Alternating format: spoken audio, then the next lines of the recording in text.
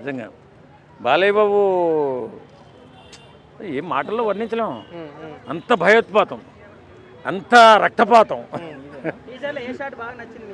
ఏ shot ప్రతి shot కూడా అక్కడ త్రిశూలం మెడకు పెట్టి తిరుగుతూ ఉంటే తలకాయలు తెగుతున్నాయి చూడు, అది చాలా అద్భుతంగా ఉందండి. తర్వాత ఆ భూస్మంస్ వచ్చి ఇప్పుడు ఆ ఎద్దు పరిగెత్తుకుంటూ వస్తుంది చూడు, ఆ సన్నివేశం చాలా బాగుందండి. ఎందుకంటే ఆ రౌద్రం, ఆ ఎద్దు చూస్తున్నట్టు రౌద్రం అంటే ఒక దుష్టశక్తిని నాశనం చేయడానికి ఒక దైవశక్తి ఎలా ప్రయత్నం చేస్తుందా అనేటటువంటి ఒక సందేశం కనపడుతుంది అక్కడ. కానీ సినిమా మాత్రం చాలా బాగుండేలా ఉంది, సీజీ మామూలుగా లేదు. బాలయ్య బాబు అదిరిపోతుంది. ఎత్తడం కాదు, ఇస్రేసాడు ఎత్తి.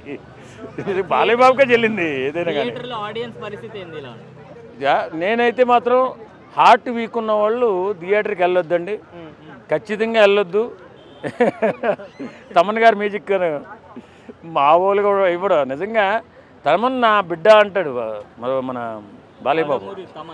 అంత మనసు పెట్టి చేస్తాడు. ఇతను ఒక అడుగు కదిపితే అడుగుకి ఏ రకమైన బీజం ఇవ్వాలి, ఏ రకమైన సౌండ్ ఇవ్వాలనేది ఒక్క తమన్ గారికే తెలుసు, మామూలుగా కొట్టలేదండి.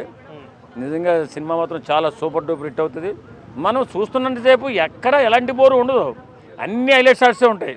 బాలయ్య బాబు డైలాగ్తో సహా ఆ షార్టే కానీ మన బోయపాటి గారు కూడా అలాగే చేస్తారు. కాబట్టి ఒక సెన్సేషనల్ మూవీ చూడబోతున్నాం త్వరలో, అది అఖండ 2. బోయపాటి గారు మార్క్ అనిపించిందా మీకు? అంతకంటే మొన్నటిదాకా కొంచెం తక్కువే చేసాడు అనిపిస్తుంది, ఇందులో మాత్రం చాలా ఎక్కువ చేశాడు. ఇంకా అంతకంటే ఇంకా పీక్ స్టేజ్ ఇంకెవడు వెళ్ళలేడు, అంత గొప్పగా చేశారు. బాలయ్య బాబు కూడా బాగా చేస్తారు కదా, ఆయన ఏది చేసినా ఖచ్చితంగా చేశారనిపిస్తుంది.